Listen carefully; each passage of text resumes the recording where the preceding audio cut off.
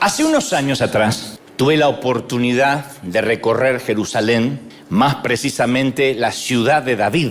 Uno de los puntos más inesperados de ese tour, de ese viaje, fue una visita a los túneles de Ezequías. Los túneles de Ezequías. El túnel de Ezequías, o los túneles de Ezequías, es una conducción de agua subterránea bajo la ciudad de David. Uno puede caminar por allí. Fue construida en el año 701 a.C., por orden justamente del rey Ezequías, por eso lleva su nombre, para asegurar el abastecimiento de agua de la ciudad. De hecho, segunda de Crónicas, capítulo 32, verso 30, menciona que el rey Ezequías ordenó que se cabe un túnel desde los manantiales de Gihón para poder desviar el agua hasta la ciudad, a la piscina de Siloam. Esta fue una medida defensiva tomada para proveer agua a Jerusalén, mientras que el ejército de un tal Sennacherib se acercaba para sitiar la ciudad. Y cuando el guía de Israel nos metió en esos túneles, nos advirtió que quien sufría de claustrofobia debía abstenerse de sumarse al grupo de la expedición. Por mucho que lo alertó alguno de nuestra gente, yo estaba con un grupo aquí de la congregación, se metió igual y tuvimos que sacar a algunas señoras descompuestas, ¿no? Algunas que decían, ¡ay, no puedo! Porque después se pone más pequeño el túnel todavía. Esta es la parte, digamos, más bonita, más turística. Y nunca olvidaré las bajadas por esas escaleras, por aquel tramo. El aire se volvió muy húmedo, podíamos oír manantiales subterráneos, nuestras voces hacían eco en los estrechos túneles. Era como entrar al armario de las crónicas de Narnia, porque aquel túnel era una especie de portal que nos llevaba a tiempos distintos, a una época distinta, a un sitio distinto, ¿no? Era como si nos llevara de regreso 2000 años para atrás. Con cada paso que dábamos, pensábamos que no podíamos llegar más hondo, pero íbamos más profundo y pasábamos a la vez por otra capa de la historia hasta que todo quedó en nuestra mente como una resonancia de que estábamos viviendo otra vez el cristianismo en su gloria primitiva. Es maravilloso estar ahí, porque uno se olvida de todo. A medida que uno va descendiendo, se va olvidando de la ciudad. Ahí no funcionan los celulares, obviamente no hay wifi. Y mientras que recorríamos aquellas claustrofóbicas catacumbas, yo me sentía abrumado por el hecho de hallarnos en un lugar donde nuestros antepasados espirituales lo arriesgaban todo, inclusive sus vidas, por causa de Dios. Y ahí sentí una profunda mezcla de gratitud y convicción. Lo sentí casi durante todo el recorrido en Israel, en Tierra Santa. Digo, esta gente daba su vida, desde siglos, desde años, daba su vida por el Señor, por seguir sus pasos. Y nosotros, en mi caso yo, porque hay gente que me ve de otras partes del mundo, vivo en un país de primer mundo, en el siglo XXI. Estoy agradecido, como creo que todos lo estamos aquí, por las libertades, las bendiciones de las cuales disfrutamos, por vivir en el lugar donde vivimos, mal, bien, regular, trabajando mucho, partiéndonos el lomo para pagar la renta, el mortgage, lo que sea, la hipoteca. Pero estamos en un sitio que es mucho mejor que otras partes del mundo. Pero cuando uno está en una antigua catacumba, las comodidades que uno disfruta nos hacen sentir incómodos. Las cosas de las cuales a veces nos quejamos nos producen convicción. Y yo cuando estaba ahí no podía menos que preguntarme si nuestra generación no habrá olvidado lo que es seguir los pasos de Cristo. Si no nos habemos olvidado en el camino lo que es realmente tomar una decisión de fe. Me pregunté también si no habremos diluido las verdades del cristianismo para conformarnos con temas superficiales, superfluos, triviales, ¿no? Pueriles. Me pregunté si no habremos aceptado una forma de cristianismo que a lo mejor es más educada, más gentil pero menos poderosa, más civilizada pero menos compasiva con los que menos tienen, más aceptable pero menos auténtica que la que era practicada por nuestros antepasados. Y yo sé que durante estos últimos 2000 años, 2022 años para ser exactos, el cristianismo evolucionó en muchas maneras. Afortunadamente, menos mal que evolucionamos. Hemos salido de las catacumbas, hemos construido unos templos maravillosos, llenos de multimedia, de comodidades, de butacas muy lindas. Las iglesias añadieron las butacas, los púlpitos, los himnarios, los instrumentos, los comités, las liturgias. Y no hay nada malo inherentemente en esas cosas. Pero ninguna de esas cosas es lo esencial. Como decimos siempre, no venimos por una butaca cómoda, por una pantalla, por música. Nada de eso es lo primitivo.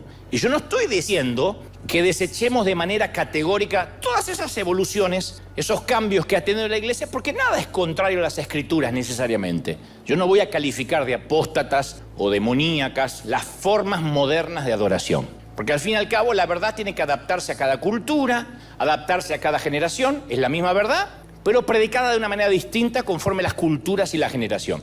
Pero 2000 años de historia suscitan esta pregunta, me llevan a este interrogante. Cuando eliminamos todas las superficialidades, cuando una pandemia nos cierra los edificios, por ejemplo, cuando se termina, vengo para que Dios me sane, vengo para que Dios me prospere y vengo para que a mi matrimonio le vaya bien, ¿qué nos queda? ¿Cuál es la esencia del cristianismo? ¿Por qué nos metimos en esto? ¿Por qué estamos en los negocios del reino? ¿Qué nos queda cuando nos quitan todo? Yo siempre insisto con que Jesús era tan genio en la oratoria que tenía una habilidad para simplificar verdades espirituales muy complejas de unas maneras indiscutibles e irrefutables. Era un genio como orador.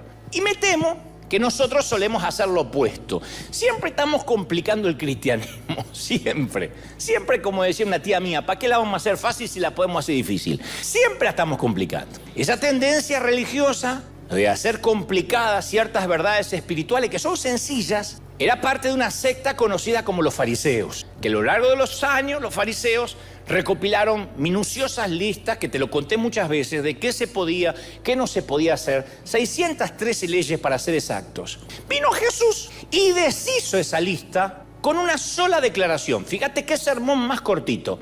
Él dijo, Mateo 12:30, amarás al Señor con todo tu corazón, con toda tu alma, con toda tu mente y con todas tus fuerzas. Ese es el principal mandamiento. Todo se reduce a eso. Si no amas, no vas a poder cumplir nada. Todo se reduce a amar. Entonces, cuando uno se desprende de las reglas, de las normas, de las tradiciones, de las instituciones, de todas las liturgias, de las metodologías, lo que nos queda es ese mandamiento. River, ¿en qué cree River? En que amamos a Dios con todo el corazón, con todo el alma, con toda la mente, con toda la fuerza. ¿Estamos de acuerdo? ¿Sí? Porque los cristianos somos rápidos en señalar qué está malo en nuestra cultura. Cada país que me ve ahora tiene algo para señalar en contra de su gobierno.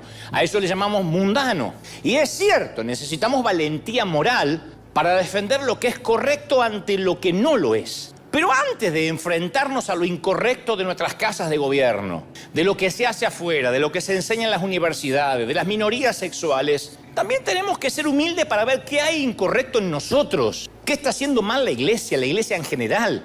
Y a mi humilde criterio, a pesar de que siempre decimos aquí que lo sagrado no se vuelva común, a mi humilde criterio creo que el corazón, especialmente en los Estados Unidos de América, y los que somos hispanos y vivimos en este país, se nos ha encallecido. Se nos hicieron callos espirituales. Yo pregunto esto, y no me tienen que responder verbalmente, pero en lo profundo de tu ser. ¿Sentimos en nuestro corazón, nos duelen las mismas cosas que le duelen al corazón de Dios? Lo que le duele a Dios, lo que le molesta a Dios, ¿es lo que nos molesta a nosotros? Ahí es cuando sacamos nuestra hipoteca, lo que tenemos que pagar, nuestra pareja, el problema con nuestros hijos. Estamos hablando de algo más elevado. Lo que le duele, lo que le molesta a Dios cuando ve el mundo, es lo que nos duele y nos molesta a nosotros, porque si no es así, necesitamos un análisis cardiovascular urgente. Hace poco yo vi una entrevista a un famoso cirujano, ahora no me viene el nombre, pero es muy conocido, que realizó más de 150 trasplantes de corazón.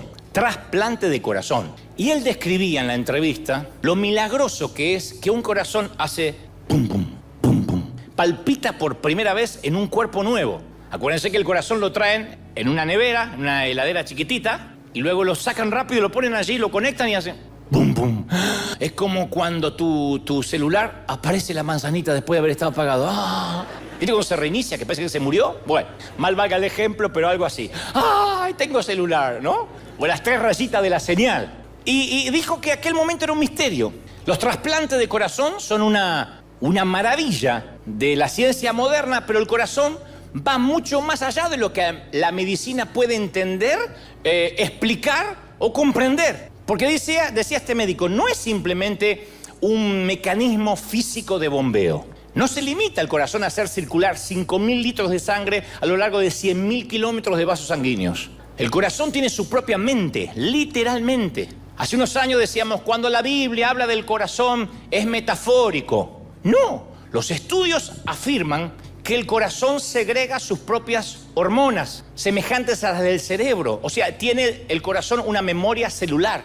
Así que un trasplante de corazón no solo es físico, sino que también es metafísico. Los que reciben un corazón trasplantado no solo reciben un nuevo órgano como quien recibe pulmones nuevos, riñones nuevos, sino que reciben junto con el corazón recuerdos celulares, recuerdos que no estaban en él. Entrevistaron a muchísima gente con un corazón nuevo que sienten la obligación, aunque no conocen a sus donantes, de honrar la vida de quienes le dieron ese órgano.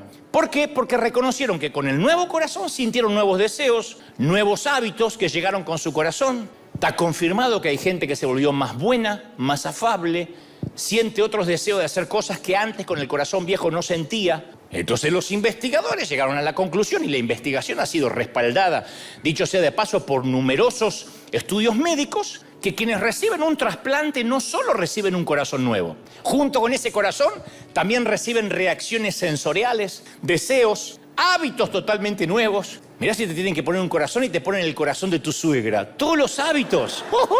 Porque alguien lo pensó. No me digan que no, alguien lo pensó. Y esto me recuerda a Ezequiel 36:26, que dice: les daré un nuevo corazón, les infundiré un espíritu nuevo, dice Dios. Les quitaré ese corazón de piedra que ahora tienen y les pondré un corazón de carne. Eso no es una licencia poética, realmente es un cambio de corazón. Por eso nada se compara con el milagro de cuando le entregamos el corazón a Cristo. No es una metáfora, no es una poesía. Le entregué mi corazón a Cristo y después se lo entregué a un novio y después al sinvergüenza aquel. No andamos repartiendo corazones. La sola decisión de entregar el corazón a Cristo pone en marcha una reacción espiritual en cadena que tiene consecuencias infinitas. Dios acaba de adoptar un nuevo hijo, te hace parte de la familia y tu viejo corazón es cambiado por un corazón nuevo. Entonces, cuando le entregamos nuestro corazón a Cristo, Cristo nos entrega su corazón a nosotros. Eso es un cambio de corazones, es un trueque. Y pasamos a ser pacientes trasplantados. Todos nosotros fuimos trasplantados del corazón, menos mal. Nadie diga: yo nunca tuve una operación. Sí, te trasplantaron del corazón, si no, no estarías acá. Y tenemos la responsabilidad de honrar a nuestro donante. Porque a él sí lo conocemos, sabemos de dónde proviene ese corazón. A él sí lo conocemos. Y los recuerdos celulares que acompañan ese corazón trasplantado nos da reacciones nuevas, deseos nuevos, hábitos que no teníamos. Por eso decimos: acepté a Cristo y me siento distinto. ¡Claro! Porque sentimos ahora lo que Cristo siente. ¿Y qué es lo que Cristo siente? Con el nuevo corazón, una de las cosas que no teníamos antes es la empatía, la compasión por los demás. Por eso digo, si no estás sintiendo lo que Jesús siente, deberías hacerte un análisis cardiovascular. Tal vez no tienes el corazón de Jesús. Nuestro corazón comienza a sentirse quebrantado por las cosas que quebrantan el corazón de Dios. Es así, a partir de que aceptamos a Cristo. Y ese es el centro, eso es lo medular de lo que significa amar a Dios con todo el corazón. Por eso todas las leyes se reducen a esa sola: amarás a Dios con todo el corazón, pero para eso hay que ser trasplantado. Por eso es muy triste cuando dicen que los cristianos vivimos en nuestra propia secta, nuestro propio gueto, y no tenemos corazón. El peor insulto que me pueden decir a mí es: usted no tiene corazón, usted no le importa cuando sufre la gente. Y creo que a veces tienen razón. Por eso decía hace un ratito, antes de criticar los mundanos, los impíos, los diferentes, los otros que están allá, en la otra orilla de la grieta, vamos a vernos nosotros. ¿Saben por qué a veces nos dicen que no tenemos corazón? Porque tratamos de racionalizar todo y no dejamos que el corazón decida. Yo me temo que a veces la iglesia trató de involucrarse con los inconversos, con la cultura, a través de la mente. A ver si piensa igual, qué doctrina tiene, en qué cree, con quién se acuesta. Y a partir de ahí vemos si lo amamos o no, en lugar de que decida el corazón. Esa es la parte mala de la noticia. La parte buena es que aunque formamos parte del problema, podemos ser parte de la solución. Podemos cambiar el rostro del cristianismo. Desde River se puede cambiar el rostro del cristianismo a muchos que están frustrados contra la iglesia. Pero eso va a exigir más que una cirugía plástica de rostro. Vamos a necesitar una cirugía del corazón. Dile al que está a la derecha y a la izquierda: prepárate para la operación. Dile: prepárate que te van a operar. Prepárate. Y en tu casa también, prepárate porque te van a operar. No suena convincente, te van a operar. No, te van a abrir el corazón. Anda a hacer pis por última vez porque no vas a hacer. Te vamos a poner una batita, esa que deja la retaguardia al aire, y vamos a operarte. Voy a abrir. Va a doler. Va a haber anestesia, no te va a doler. Pero te vas a salir medio drogue de acá después, pero eso va a pasar. El psiquiatra Víctor Frank documentó en su libro sus experiencias como superviviente del Holocausto. Habrán visto esas imágenes duras en los documentales, en los libros. Él cuenta que lo metieron en un vagón de tren que estaba repleto de prisioneros judíos y lo trataron como se trataba a los judíos, como un animal. Cuando Víctor Frank llegó al campo de concentración, lo despojaron de su ropa, sus fotos, sus pertenencias personales, porque los nazis le quitaban todo, incluso su nombre. Le quitaban el nombre a los prisioneros, estaba prohibido que volvieran a llamarse por sus nombres. Eso era una orden del Führer, de Hitler, para que ellos olvidaran su identidad. Le daban números. Frank era el número 119.104. 119.104 era el nombre de Frank. Así se lo conocía, 109.104. Y aún viendo el horror de estos documentales que están disponibles para todo el mundo en cualquier streaming, en la televisión a veces, viendo fotografías del Holocausto en decenas de museos y libros, nosotros solemos pensar que son números. Cuando nos hablan de un Holocausto decimos son números, porque los números deshumanizan. Los números y las estadísticas insensibilizan, son números. Por ejemplo, te voy a decir esto. Cada año mueren de hambre 15 millones de chiquitos, de niños. 15 millones de chiquitos mueren por año. Cuando repartimos ese número a lo largo del año, significa que 40.000 niños mueren al día. Un estadio de fútbol repleto de niños mueren por día. Esto habla de 29 niños cada minuto. Casi 30 niños en 60 segundos. Lo que pasó en un minuto murieron 30 niños ahora mismo. Eso no se detuvo nunca. ¿Cuál es el problema? Nosotros no sabemos cómo se llaman. Como las fotos del Holocausto, no sabemos quién es esa gente. Sí, son judíos. ¿Quiénes son? El que no tuvo un abuelo, un tatarabuelo, un bisabuelo, no tiene la menor idea. Nosotros solo conocemos las cifras. Y las cifras insensibilizan siempre, porque las cifras son estadísticas. Entonces es más fácil, o muy fácil, ignorar el sufrimiento cuando no se tiene un nombre y no se tiene un rostro, cuando es gente sin rostro.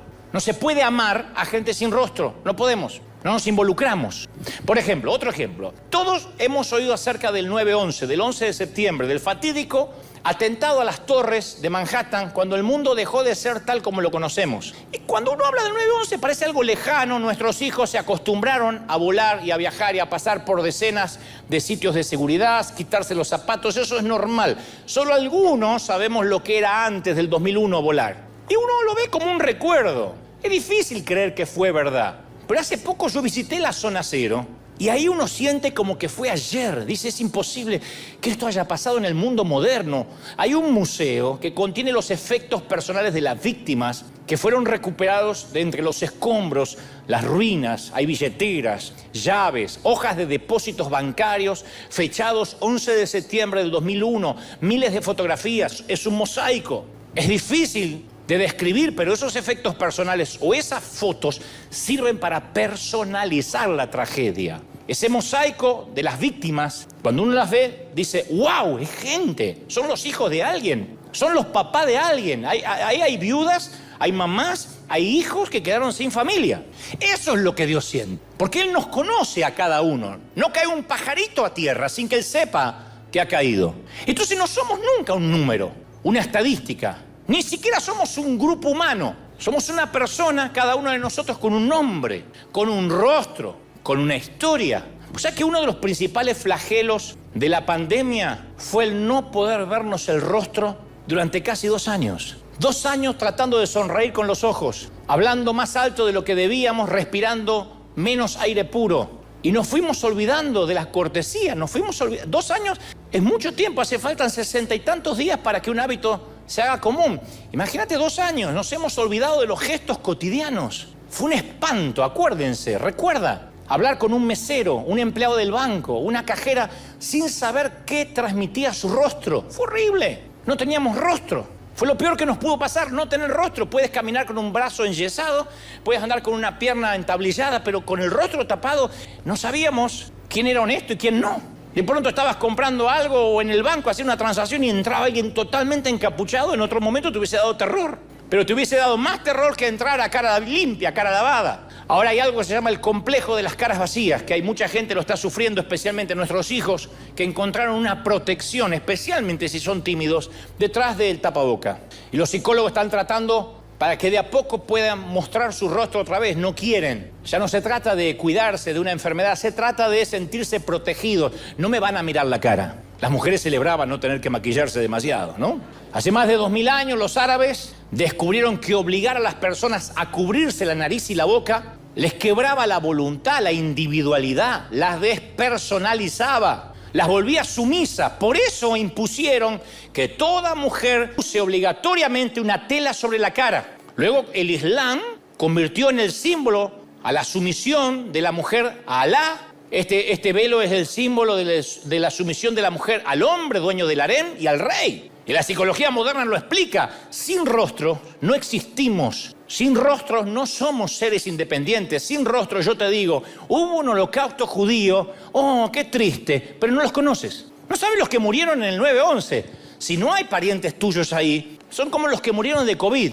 Che, me dijeron que hay gente que murió. Algunos de aquí perdimos seres queridos. Otros, fue una enfermedad que pasó allá del vecino. Por eso digo, ¿cómo afecta psicológicamente no ver el rostro de la gente con las cuales interactuamos? Llevar la cara tapada nos quita los signos que nos ayudan a distinguir las emociones de la persona que nos está hablando. Ustedes ahora están mirando mi rostro, mi cara, mis ojos, mis emociones. En nuestro cerebro existen lo que los psicólogos llaman las neuronas espejo, que son responsables, es un regalo de Dios, es un don, responsable de la capacidad que tenemos de ser empáticos. Con las neuronas espejo yo me puedo dar cuenta de tu estado de ánimo, estás feliz, estás atento al mensaje, aquel se está durmiendo, yo me estoy dando cuenta, despertalo por las dudas. El estado de ánimo nos dice si la persona que está enfrente está cansada, está alegre, está triste, porque el ser humano se rige por 6 emociones básicas: alegría, miedo, ira, tristeza, asco y sorpresa. Y la codificación facial es específica, es universal. Todo el mundo expresa estas 6 emociones y básicas de la misma manera. Yo suelto unas ratas acá y todos se emocionan igual. No importa la raza, el color. A menos que te encanten las ratas, todos van a tener el mismo gesto de asco. Con la mascarilla se pierden esas emociones, daña nuestra inteligencia emocional. Y la mayor pérdida que nos impuso la mascarilla o el tapaboca es la sonrisa, que es el elemento que acerca a las personas, que da confianza, que trae credibilidad. Por eso fue una locura, una ironía ver a pastores predicar con tapabocas, una locura. O adoradores, o músicos en un estrado con el tapaboca, adorando y con miedo a contagiarse. Por eso luego de la pandemia nos quedó una sociedad más triste, más desconfiada, menos empática. Por eso hay tanto que no quieren regresar a sus templos. ¿Cómo vas a querer regresar a un lugar donde te tomaban la temperatura antes de entrar y si estornudaba te mandaban de vuelta? Vaya que oramos desde acá. O todos o nadie. Está bien, no vamos a rebelarnos contra un gobierno, contra medidas sanitarias, pero dejar gente afuera, discriminar a un abuelo, a mi papá, a un niño, lastima, duele, nos produce desconfianza. La Organización Mundial de Salud y Alimentación de las Naciones Unidas calculan que cada día mueren 25.000 personas en todo el mundo a causa del hambre, a causa de la desnutrición, gente. En Estados Unidos, solo aquí, en la Unión Americana hay 130.000 niños esperando ser adoptados, no tienen familias. Y millones más de niños en el resto del mundo que no tienen familia, que mueren de hambre. Cada 21 segundos muere un chiquito por desnutrición o por tomar agua contaminada. 21 segundos. Ahora te pregunto, ¿alguien anoche no pudo dormir por eso? No los quiero hacer sentir mal. Yo dormí. ¿Por qué? Porque es un problema sin rostro. Es una estadística. Nunca hemos sostenido nosotros en brazos a alguien que está agonizando a causa del hambre. ¿Quién de aquí vio partir a la eternidad a un niño con hambre, si era tu familia? Nadie en nuestra familia ha muerto necesariamente debido porque bebió aguas contaminadas. Creo que no conocemos a nadie nuestro que haya sido secuestrado y vendido como esclavo. Ninguno de los miembros de nuestra familia duerme en las calles. Pero una vez que ese problema adquiere un nombre y un rostro, cambia todo. El rostro lo cambia todo. Lo mismo cuando en temas de pecado hablamos de algo y no de alguien. Ay, a mí me pone loco cuando los evangeloides hablan de algo y no de alguien.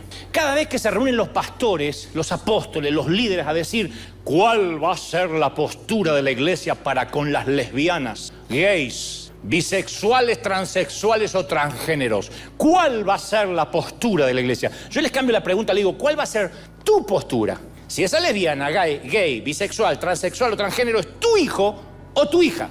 No, la postura de la iglesia. No. La tuya si es tu hijo. ¿Cuál va a ser tu postura? ¿Una patada? ¿A vivir bajo el puente hasta que cambie de orientación sexual? Yo no estoy diciendo si está bien, si está mal, estoy diciendo cuál va a ser tu postura si es tu hijo. Porque si uno no le pone un nombre y no le pone un rostro, no se puede amar, tampoco se puede asumir posturas. No me hables de la postura de la iglesia como si la responsabilidad de amar fuera de las paredes, de la denominación, de la interpretación que haces de la doctrina. ¿Cuál va a ser la postura de la iglesia para con los divorciados y para con los que abortan, las que abortan? ¿Cuál va a ser tu postura si ese divorciado es tu hijo o eres tú mismo? Y si la que aborta es tu propia hija, Dios me libre. Y si pasa, ¿cuál va a ser tu postura? ¿Patada? ¿Que se críe el hijo en la calle, en la esquina? Porque la postura de la iglesia no lo permite. Si le quitas la cara al paciente para quedarte solo con la patología, es una manera de no amar, de no involucrarte. Quieres saber la postura de la iglesia solo para lidiar con los síntomas, no quieres ensuciarte con el problema. Dios conoce cada uno de esos nombres, Dios conoce cada uno de esos rostros. Y eso es lo que le destroza el corazón. Él ve el mosaico, como te mostré recién del 9-11, de miles discriminados por la iglesia. Y el tema es que si estamos en Cristo y Él está en nosotros, no podemos no hacer nada y decir, bueno, yo me congrego los domingos, no basta, no basta. Porque si el corazón del Señor está en nosotros y palpita en favor de los que sufren, de las víctimas, de los pobres, nos tiene que palpitar ese deseo también, si es que fuimos trasplantados, si es que fuimos cambiados realmente de corazón. Alguien tiene que decir amén, ¿sí o no? Si eres seguidor de Cristo, fuiste reclutado para ser parte de un ejército de compasión. Y no es correcto quedarnos de brazos cruzados. No podemos decir, la iglesia no es un centro de beneficencia. Si quiere, vamos a estar orando. Eso es lo que ofrece la mayoría, vamos a estar orando. ¿De verdad?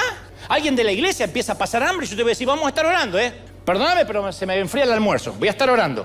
No me van a ayudar, no es un centro de beneficencia. Fue siempre la frase que puso a la gente como números. O sea, la gente nos sirve cuando es para diezmar, cuando es para ofrendar. Cuando hay que ayudarle ya no es gente, son números. ¿De verdad? Mira, mientras peleaba la Guerra Civil Española, George Orwell, que es un gran escritor inglés, tuvo un encuentro con el enemigo al que tenía que matar. Y el famoso dramaturgo inglés había ido a combatir el fascismo. El fascismo es para el que no sabe, es una ideología política y un sistema de gobierno totalitario de extrema derecha que se opone a la democracia, que nació inicialmente en Europa. El primer régimen fascista fue la Italia de Benito Mussolini, la Alemania de Hitler, la España de Franco. Y algunos dictadores latinoamericanos, para variar, copiaron el modelo después. Y Orwell relata que cuando iba a dispararle a un soldado fascista, el soldado fascista lo primero que hace es quitarse el pantalón, desnudarse. Y levanta los pantalones en alto, se quedan calzones. Y entonces Orwell no lo mata y después reflexiona así, dice, yo no pude disparar debido a ese detalle de los pantalones. Porque yo había llegado ahí para dispararle a enemigos, fascistas. Pero un hombre que sostiene en alto sus pantalones no es solo un fascista. Es otro ser humano semejante a mí. Es un hombre en calzones. Independientemente de lo que crea, no tiene pantalones. No puedo matar a alguien sin pantalones porque es un humano como yo. Eso es ponerle un rostro incluso al enemigo. Yo te suelo contar que muchas veces en las redes me dicen cosas feroces, hostiles, perniciosas. Y me liquidan, me dicen de todo, con unos odios viscerales. También me escriben cosas lindas, Lagos, lo has cumplido, que soy muy joven, todas esas cosas que me gustan. Pero hay gente que escribe con tantas cargas de veneno que a mí me da curiosidad. ¿Qué lo motiva a levantarse a la mañana? Porque yo trato de ponerme en sus zapatos, no me hago el que orino agua bendita. Yo también digo, a ver, yo no me gusta, por decir a alguien, no me gusta el cantante Rafael. Entonces me levanto a la mañana, voy a meterme en las redes de Rafael. Le voy a decir que no diga más escándalo, porque suena feo.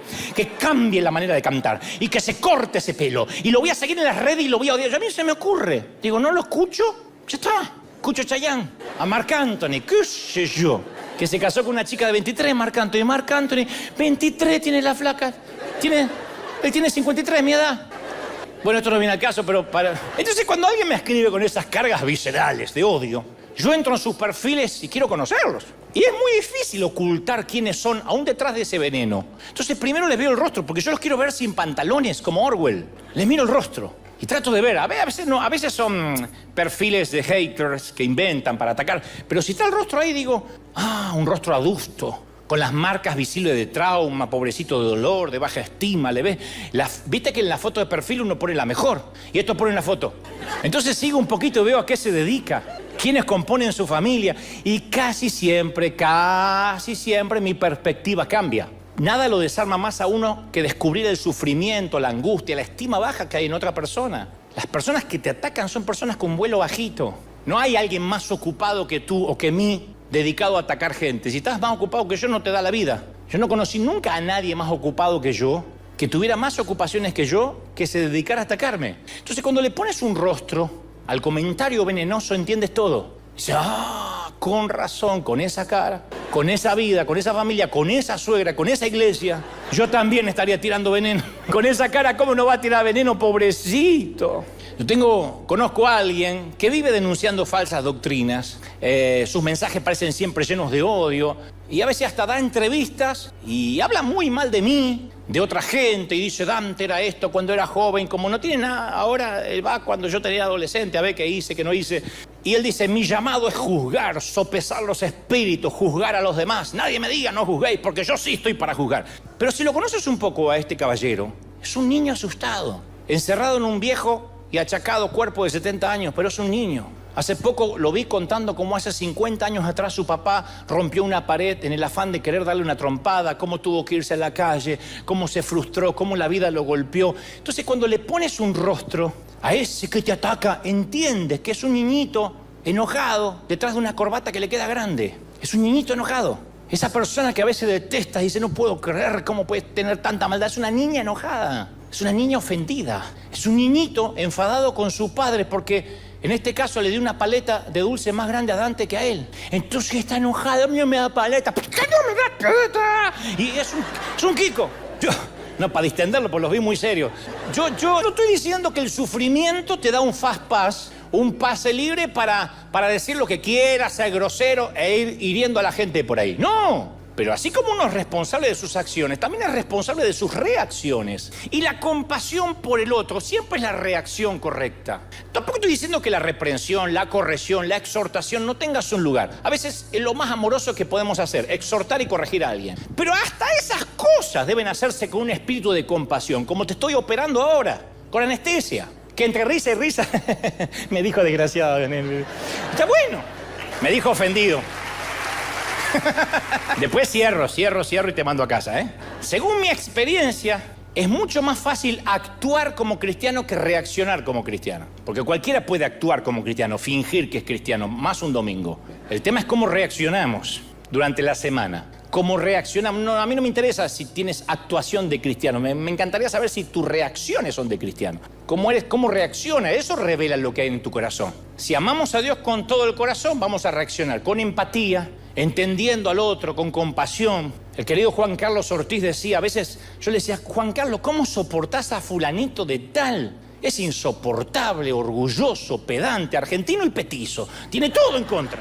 Y me decía Juan Carlos, pero ¿sabés qué pasa, querido? Yo sé que es todo eso y más. Pero si yo no lo amo, ¿quién lo va a amar, pobrecito? Ni la mamá lo quiere. Entonces la empatía consiste en sentir lo que está sintiendo el otro. Nunca subestimes la importancia espiritual que tiene un solo acto pequeñito de compasión, hecho en el nombre del Señor. Ese acto de compasión impulsado por el Espíritu, porque puede cambiar toda una historia. Eso, te voy a contar rápido esto. Esto es lo que sucedió precisamente hace 3000 años en una mazmorra egipcia, en una cárcel egipcia, hace 3000 años. Pero primero te voy a contar esto también rápido. Hay que ver un niño de 17 años llamado José.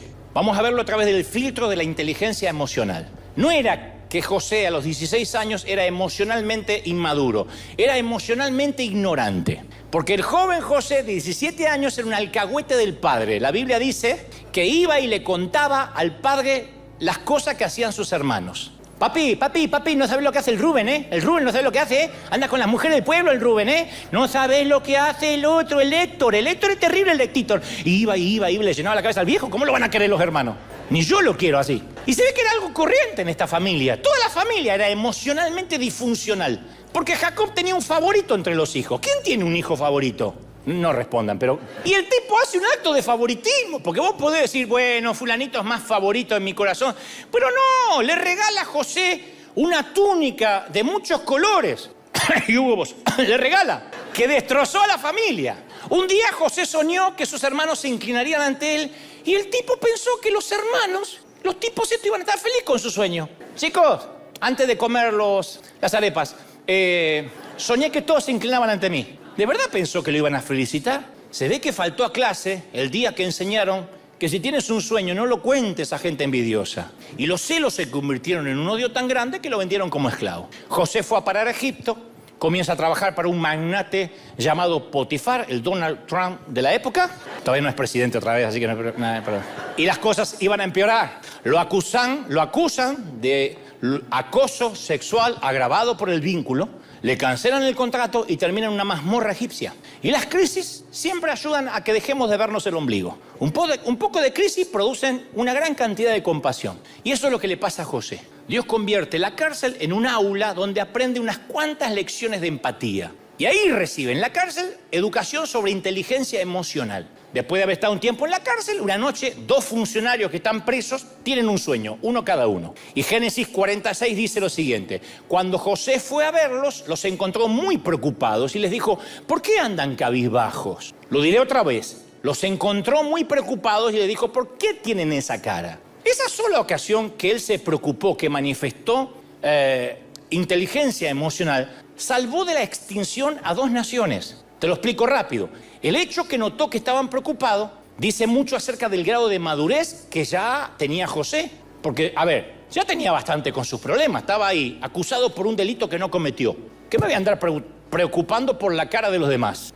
Yo si estuviera ahí no tendría ni tiempo ni ganas de preocuparme por nadie más. En cambio, José desarrolló una aguda sensibilidad emocional respecto de las personas que lo rodeaban. De manera que es difícil creer que esa misma persona no fue capaz de leer el lenguaje emocional de sus hermanos cuando andaba con la túnica de colores. Ahora, una década después, estaba tan sintonizado con el estado emocional de su alrededor que notó unas discretas expresiones faciales. Dijo, ¿por qué están preocupados? No solo discernió esos sutiles indicios de emoción, sino que se sintió repentinamente conmovido por ellos. Y la compasión es la que nos involucra, no es, ay, pobre los niños africanos, voy a estar orando. Eso no es compasión. No es escribir, ay, aquí al lado de mi casa hay un viejito, no tiene nada, ¿podrá River enviarle cositas? Eso no es compasión, condenado. Es tu vecino, me mandás a mí. Estoy harto que nos recomienden pobres.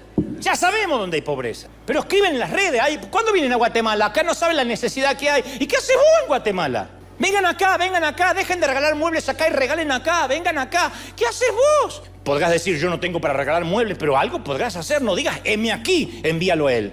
Compasión es la compasión que nos involucra, ¿sí o no? Entonces, cuando el funcionario le relata el sueño, José lo interpreta. Este funcionario era el copero del rey, es reintegrado tal como le dijo José en la interpretación del sueño, es reintegrado a su tarea anterior. Y después, a sugerencia de ese copero, el faraón lo manda a llamar a José para que interprete el sueño. José no solo interpretó el sueño del faraón, sino que consiguió un trabajo dentro de la estructura gubernamental. Un solo acto en la cárcel de compasión, un solo acto lo llevó a una sincronización espiritual que produjo la salvación de 2 naciones. Durante los 7 años de abundancia que él mismo predijo, almacenó suficientes cereales para sostener a Egipto a lo largo de los 7 años de hambre.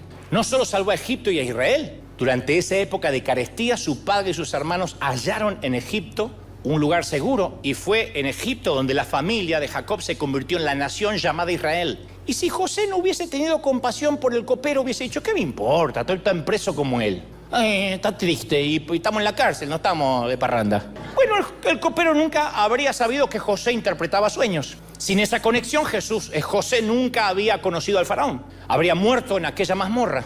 Y la familia de José, la nación de Israel, habría perecido de hambre en Canaán. Pero hay más. Centenares de años más tarde, nació un descendiente de Judá, uno de los hermanos de José, en un pequeño sitio llamado Belén. Y fue su primordial acto de compasión en el Calvario lo que te dio salvación a ti, a mí. Un acto de compasión en la cárcel.